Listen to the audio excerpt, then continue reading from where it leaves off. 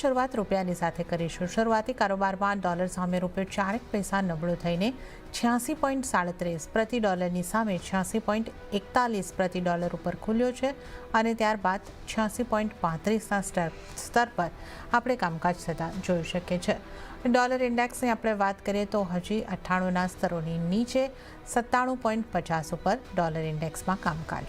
વધુ ચર્ચા કરીશું। ટ્રેડબુલ સિક્યોરિટીઝના ભાવિક પટેલ આપણી સાથે જોડાઈ ગયા છે।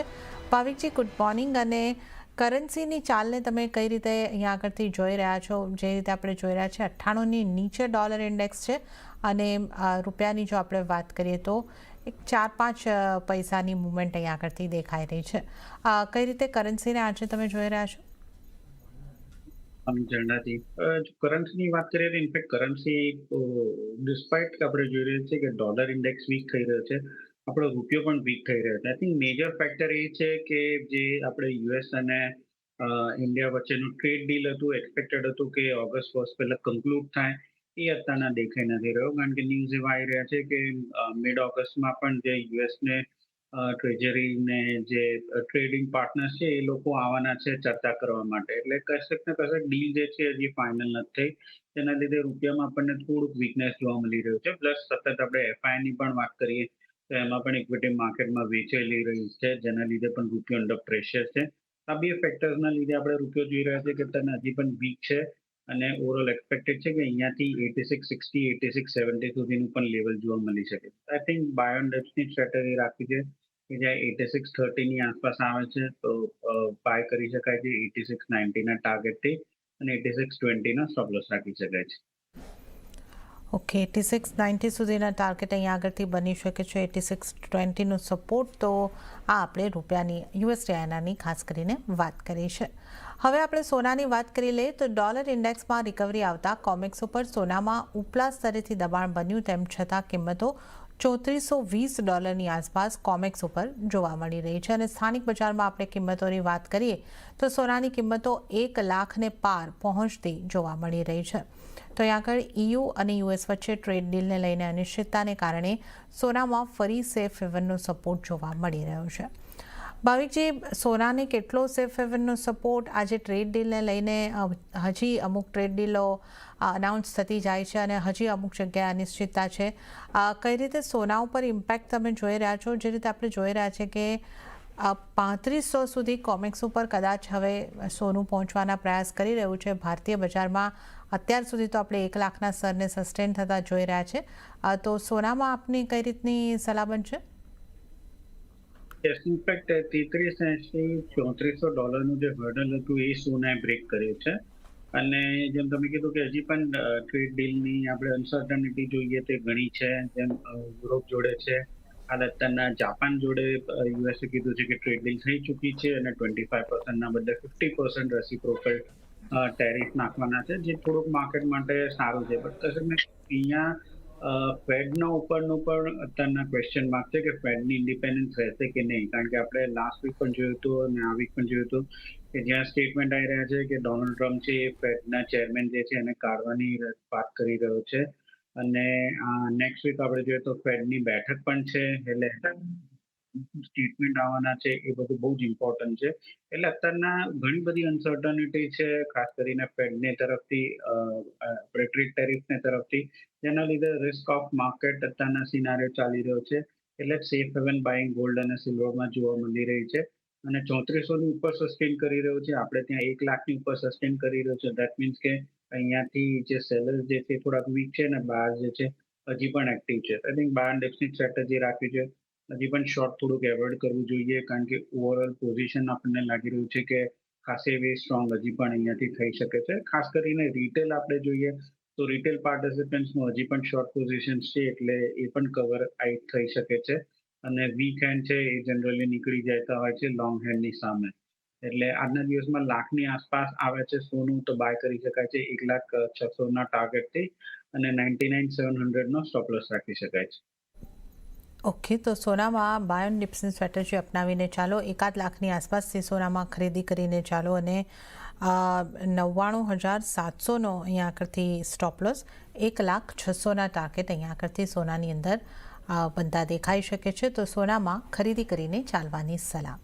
તો હવે આપણે 1 લાખ રૂપિયાની ઉપરના સોનાની સ્ટ્રેટેજીની પણ વાત કરી અને ચાંદીની વાત કરી લઈએ તો ચાંદીમાં તેજી આગળ વધતા દેખાઈ રહી છે અને કિંમતો 14 વર્ષના ઉપલા સ્તરની પાસે વૈશ્વિક બજારમાં પહોંચી છે. કિંમતો $39 પાર પહોંચતી જોવા મળી છે. જ્યારે સ્થાનિક બજારની જો આપણે વાત કરીએ તો લગભગ $600 પ્રતિ કેજી ની તેજી સાથે ચાંદીની કિંમતો જે છે એ 1,16,000ની ઉપર પણ આપણને પહોંચતી જોવા મળી. તો અત્યારે આપણે લગભગ એ જ સ્તરોની આસપાસ 1,16,000ની આસપાસનું કામકાજ થતાં જોઈ શકીએ છીએ. ભાવિકજી, ચાંદીમાં મજબૂતી ઝડપી અને સતત આગળ વધતી દેખાઈ રહી છે. કઈ રીતે તમે જોઈ રહ્યા છો? ફંડામેન્ટલ્સ શું સોના કરતાં પણ ચાંદીના આપને મજબૂત લાગી રહ્યા છે? ટેકનિકલી કેવી લાગી રહી છે ચાંદી પર આપનો કઈ રીતનો વ્યૂ? ચાંદીમાં મને લાગે છે શોર્ટ સ્ક્વીઝ બની રહ્યું છે, કારણ કે તમે યસ કીધું કે ઇન્ટરનેશનલ માર્કેટમાં 14 વર્ષના હાઈ પર છે.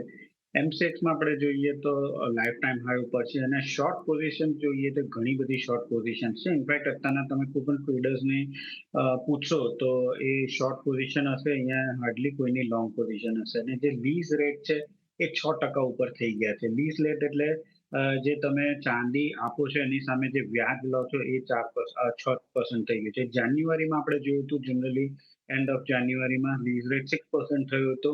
એના પછી ફેબ્રુઆરી માર્ચમાં આપણે પ્રાઇસીસ હાઈ જોવા મળ્યો હતો. એના પછી ફરીથી લીઝ રેટ નિયરલી 0% થઈ ગયું છે. હવે 6% પાછું થયું છે. જ્યારે જ્યારે પણ લીઝ રેટ હાઈ થાય છે, દેટ મીન્સ કે જે લોકોએ શોર્ટ પોઝિશન લીધી છે એ લોકો એની સામે હેજ કરવા માટે જે ફિઝિકલ ચાંદી જે છે બાય કરે છે, કાં તો કોઈ પાસેથી લીઝ કરે છે. અને એ લીઝ રેટ હાઈ થાય દેટ મીન્સ કે આગળ જતા ચાંદીની ડિમાન્ડ બહુ છે, કાં તો જે સપ્લાય જે છે ફિઝિકલ માર્કેટમાં એ ટાઈટ છે. તો ઓવરઓલ પ્લેટિનિયમમાં પણ આપણે જોયું હતું કે આની પહેલા જ્યારે લીઝ રેટ વધ્યું હતું એના પછી 2-3 અઠવાડિયામાં પ્લેટિનિયમના ભાવ બહુ ઉછળ્યા હતા. અને સેમ સિનારીઓ હવે ચાંદીમાં થઈ રહ્યો છે કે જ્યાં લોકો શોર્ટ કરી રહ્યું છે, શોર્ટની સામે લોકો હિટ કરવા માટે ફિઝિકલ બાય કરી રહ્યા છે, કાં તો ફિઝિકલ કોઈ પાસેથી લીઝ કરી રહ્યા છે. અને જે લીઝ કરે છે એ રેટ કોટ હાઈ કરે છે. એટલે આ ફેક્ટરના લીધે મને લાગે છે કે ચાંદી હજી પણ તેજી થઈ શકે છે, હજી પણ લોકોની શોર્ટ પોઝિશન નીકળી શકે છે અને ઓવરઓલ અહીંયાથી 1,18,000 સુધીના લેવલ્સ પણ આપણને જોવા મળી શકે છે. તો ચાંદીમાં પણ શોર્ટ કરવાની રેકમેન્ડેશન નહીં રહે અને કદાચ 1,15,800ની આસપાસ આવે છે આજના દિવસમાં, તો બાય કરી શકાય છે 1,16,600ના ટાર્ગેટથી અને 1,15,200નો સ્ટોપ લોસ રાખી શકાય છે. ઓકે, તો ચાંદીમાં પણ ખરીદી કરીને ચાલવાની સલાહ બની રહી છે. 1,15,800ની આસપાસથી તમે ખરીદારી કરીને ચાલો. 1,16,600ના ટાર્ગેટ બની શકે છે અને 1,15,200નો સ્ટોપ લોસ તમારે ચાંદીમાં રાખવાનો રહેશે. તો સોના ચાંદી આ બંનેની અંદર બાઇંગ કરીને ઘટાડે ખરીદી કરીને ચાલવાની સલાહ બની રહી છે. તો સોના ચાંદીની આપણે વાત કરી, બાઇંગની સલાહ બંને પ્રેશિયસ મેટલ્સમાં, અને સાથે હાલ સમય થઈ રહ્યો છે બ્રેક લેવાનો. લઈશું બ્રેક અને બ્રેક બાદ મેટલ્સ તેમજ અન્ય કોમોડિટીઝની ચર્ચા સાથે ભાવિક પટેલ સાથે આ શોમાં આગળ વધીશું.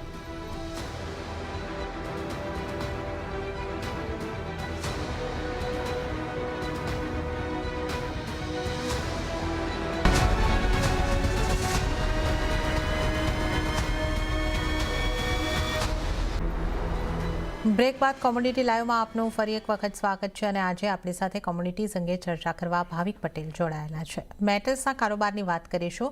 બેઝ મેટલ્સ તરફથી મિશ્ર સંકેતો મળી રહ્યા છે અને જ્યાં સ્થાનિક બજારમાં શરૂઆતી કારોબારમાં એલ્યુમિનિયમમાં નરમાશ રહેતી જોવા મળી છે અને બાકીની મેટલ્સમાં પણ એક નરમાશ સાથેનું કામકાજ થતું હાલ આપણે અહીં આગળથી જોઈ શકીએ છીએ. પણ વૈશ્વિક બજારની જો વાત કરીએ તો નિકલના ભાવ વધીને આશરે 1 મહિનાના ઉપલા સ્તરની પાસે પહોંચ્યા છે. કોપરમાં ઓલ ટાઈમ હાઈના સ્તરે કારોબાર નોંધાઈ રહ્યો છે, તો એલ્યુમિનિયમમાં પણ 4 મહિનાના ઉપલા સ્તરે કિંમતો પહોંચતી દેખાય છે. અહીંયા હવે 1 ઓગસ્ટનો સમય નજીક આવી રહ્યો હોવાથી યુએસ દ્વારા ટેરિફ લાગતા પહેલાં કિંમતોની અંદર મજબૂતી જોવા મળી રહી છે.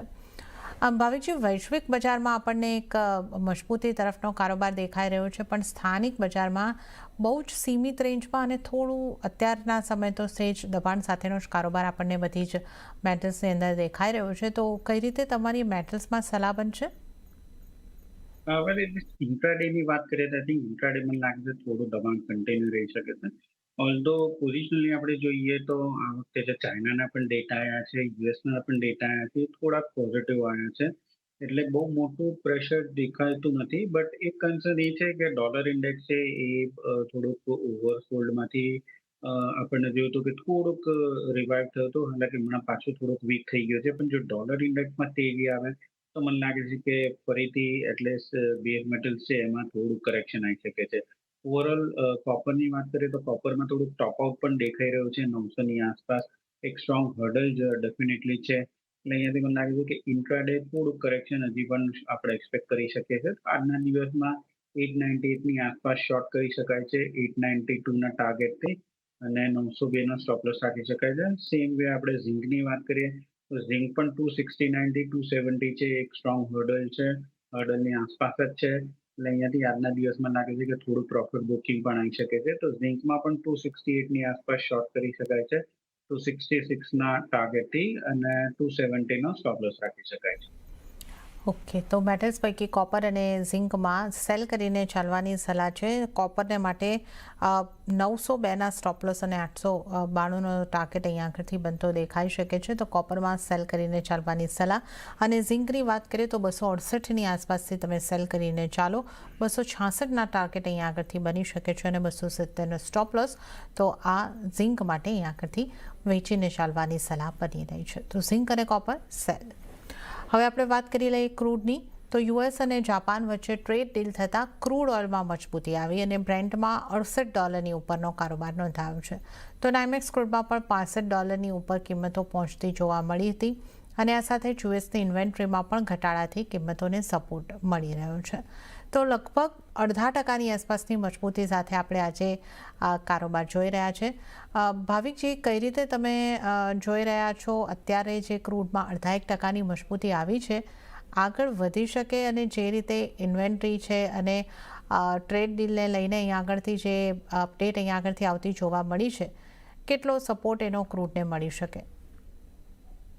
વેલ આજે જાપાન જોડે ટ્રેડ ડીલ થઈ હતી એ થોડું પોઝિટિવ છે. એટલે આપણને જોવા મળી રહ્યું છે કે ક્રૂડમાં થોડીક તેજી છે. પણ થોડું બ્રોડર ટર્મ જોઈએ તો 5550 થી 5800 ની જે રેન્જ છે એમાં જ ફસાયેલું છે ક્રૂડ.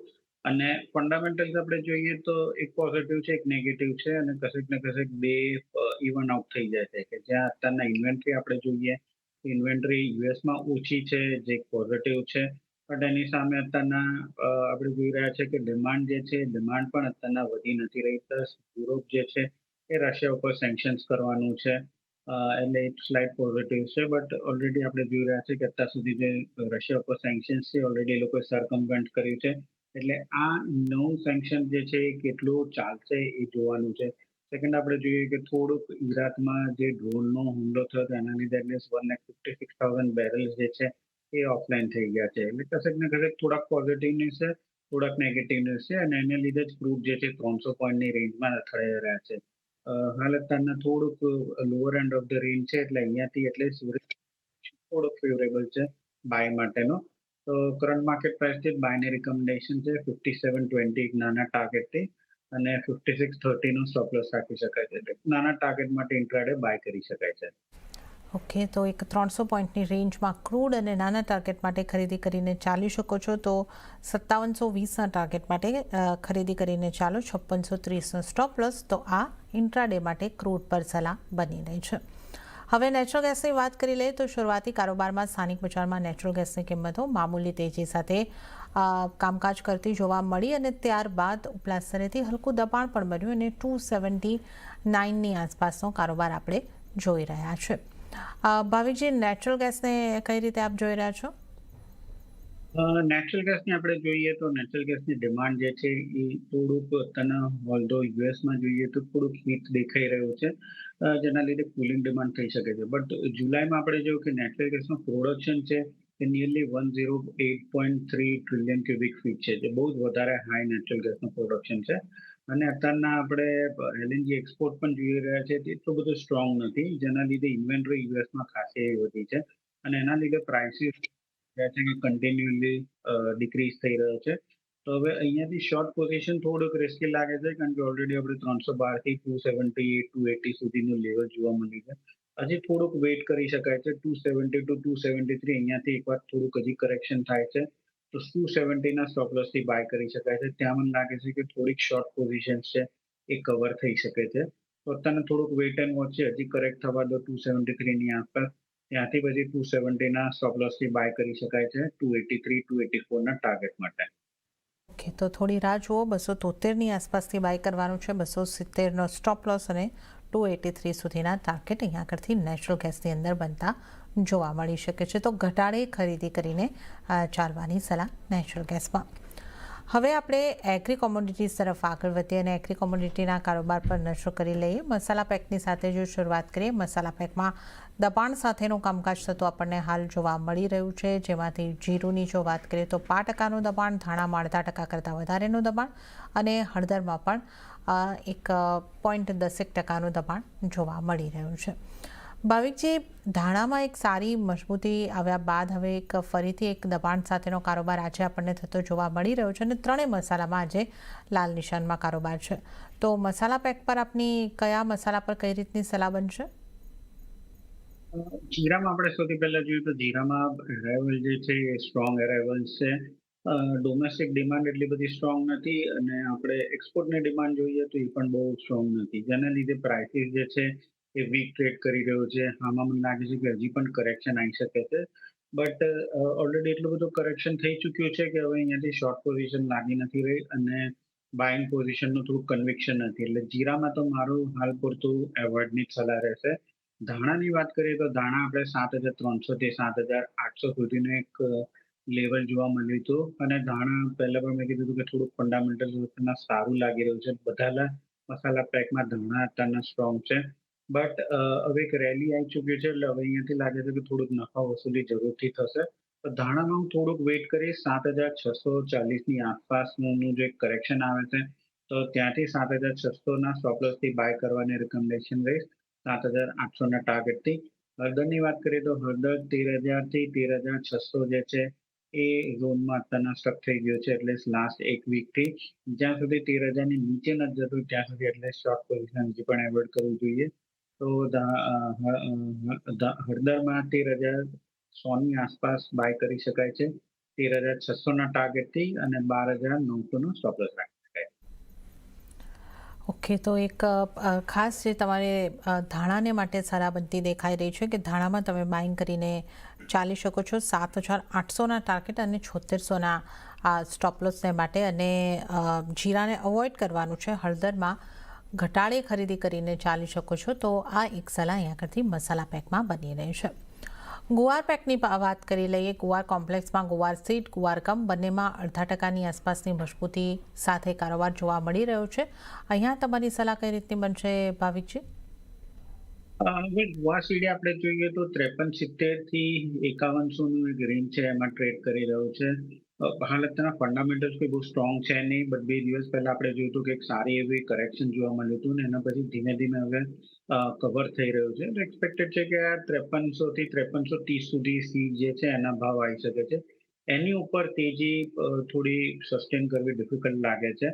તો કરંટ માર્કેટ પ્રાઇસ 52.50ની આસપાસ જ બાય કરી શકાય છે 53.30ના ટાર્ગેટથી અને 52.20નો સ્ટોપ લોસ રાખી શકાય છે. ગમની વાત કરીએ તો ગમ પણ અત્યારના સેમ ફેક્ટર છે કે જ્યાં અત્યારના આપણે યુએસની ઓઇલ જોઈએ છે તો એ અત્યારના ઓછી થઈ રહ્યું છે ડ્રિલિંગ, જેના લીધે એક્સપોર્ટ ગમનું છે એ થોડુંક વીક થઈ રહ્યું છે.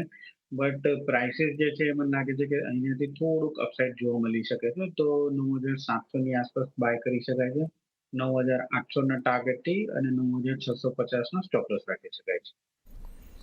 ઓકે, તો ગુવાર ગમ, ગુવાર સીડમાં ખરીદારી તરફ રહેવાની સલાહ બની રહી છે. ગુવાર સીડની વાત કરીએ તો 5,330ના ટાર્ગેટ, 5,220નો સ્ટોપ લોસ ધ્યાને રાખવાનો રહેશે અને ગુવાર ગમની જો અહીંયા આગળથી વાત કરી લઈએ 9,800નો ટાર્ગેટ તમને ગુવાર ગમની અંદર બનતો દેખાઈ શકે છે અને સ્ટોપ લોસ 9,650નો રાખો. તો ગુવાર ગમમાં 9,700ની આસપાસથી બાઇંગ કરીને ચાલો. તો આ ગુવાર કોમ્પ્લેક્સ ઉપર સલાહ. અને હવે આપણે કોકૂડની વાત કરી લઈએ. મજબૂતી સાથેનો કારોબાર 3,176ની આસપાસના લેવલ આપણે કોકૂડમાં જોઈ રહ્યા છે. કોકૂડમાં આપની કઈ રીતની સલાહ બનશે? કારણ કે આપણે હવે જે રીતે લેવલ જોઈ રહ્યા છે 3200ની નજીક અને આ લેવલની આસપાસથી કોકૂડમાં દબાણ આવી જાય છે, તો કઈ રીતની આપની વ્યૂ બની રહ્યો છે કોકૂડ પર?